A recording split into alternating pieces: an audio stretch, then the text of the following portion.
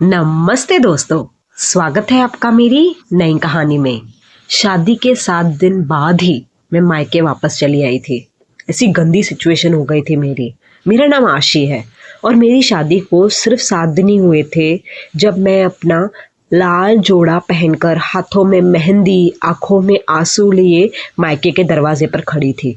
Mummy ने दरवाज़ा खोला और मुझे देखते ही पूछा, आशी इतना जल्दी, सब ठीक तो है ना? मैं उनके गले लगकर सिर्फ एक ही बात बोली, मम्मी मैं वापस आना चाहती हूँ, मैं वहाँ नहीं जाना चाहती हूँ।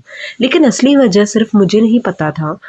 हाँ, मेरी शादी विहान से ही हुई थी। वो लड़का इतना पढ़ा लिखा, समझदार और शांत स्वभाव का लड़का था। रिश्ता देखकर हर कोई कहता था कि मैं बहुत खुशनसीब हूँ, मुझे वो लड़का विहान मिला है। शादी वाले दिन सब कुछ सपने जैसा था। विदाई के वक्त मम्मी पापा भी बहुत रोए थे और मैंने भी उन्हें गले लगकर बहुत रोई थी, क्योंकि मैं उनके साथ हमेशा खुश रहती थी और उन्होंने मुझे ब्लेसिंग्स भी दी थी कि तुम वहाँ खुश रहना। लेकिन पहली ही रात कुछ ऐसा हुआ था, मतलब जो नॉर्मल नहीं था। विहान बहुत चुप चुप रहता था, मुझे समझ में नहीं आया। अगले ही कुछ दिन में ही विहान मुझसे ज़रूरत से ज़्यादा बात भी नहीं करता था। ना वो मेरे साथ बैठता था, ना हंसी मजाक करता था, ना ही मेरी आंखों में देखकर बात करता था। मुझे बहुत अजीब लगता था, अकेला महसूस होता था। मैं सोचती थी शायद ऑफिस का स्ट्रेस होगा या वो नेचुरली रिजर्व्ड होगा। मैंने कई बार उससे पूछा, क्या मैंने कोई गलती की है या कुछ बात है कुछ अलग जो मुझसे शेयर करना चाहते हो? हर बार वो बस मुस्कुरा कर कहता, नहीं बाबा कोई बात नहीं है। लेकिन उसकी मुस्कुराहट के पीछे ना कुछ छुपा हुआ लगता था। 7वें दिन सुबह उसने सिर्फ इतना कहा, आज तुम कुछ दिन के लिए मायके चली जाओ, मुझे थोड़ा वक्त चाहिए।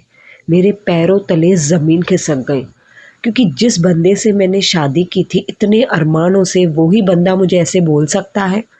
मायके पहुंचते ही सबने सोचा शायद रस्म के लिए आई है, लेकिन मेरी आंखों से आंसू सब कुछ बता रहे थे, जता रहे थे। मम्मी बार बार पूछ रही थी, बेटा हुआ क्या है, बात क्या है, कुछ झगड़ा तो नहीं हुआ? पापा गुस्से में बोले, अगर किसी ने मेरी बेटी को रुलाया है तो मैं अभी बात करता हूँ। लेकिन मैंने उनका रोक दिया। सच ये था कि मुझे खुद नहीं पता था, खुद नहीं समझ आ रहा था कि हो क्या रहा है। रात को विहान का फ़ोन आया, लेकिन उसने सिर्फ इतना कहा, प्लीज़ मुझ पर भरोसा रखना, बस 2 दिन और। मेरी उलझन और बढ़ गई। मुझे गंदे गंदे ख्याल आने लगे कि शायद वो मुझे डिवोर्स देना चाहता है या उसका एक्स्ट्रा मैरिटल अफेयर है। बहुत कुछ चीज़ें मेरे दिमाग में आ रही थी और शायद वो सच भी हो सकता है, क्योंकि कोई 7 दिन में ही किसी अपनी बीवी को ही बोल सकता है कि तुम मायके चली जाओ, जिसकी पहली रात भी इतनी खूबसूरत नहीं थी। पति 7 दिनों से बात नहीं कर रहा है अच्छे से। 2 दिन बाद विहान खुद मायके आया। उसकी ना पता नहीं आंखें लाल क्यों थी, मुझे नहीं समझ आया। जैसे वो कई रातों से सोया ही नहीं हो, तड़प तड़प के सोया हो। उसने मम्मी पापा के सामने सच बताया।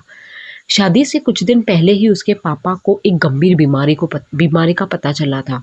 डॉक्टर ने तुरंत इलाज शुरू करने को कहा था, लेकिन विहान नहीं चाहता था कि शादी के बीच ये बात दोनों परिवारों को और परेशान करे।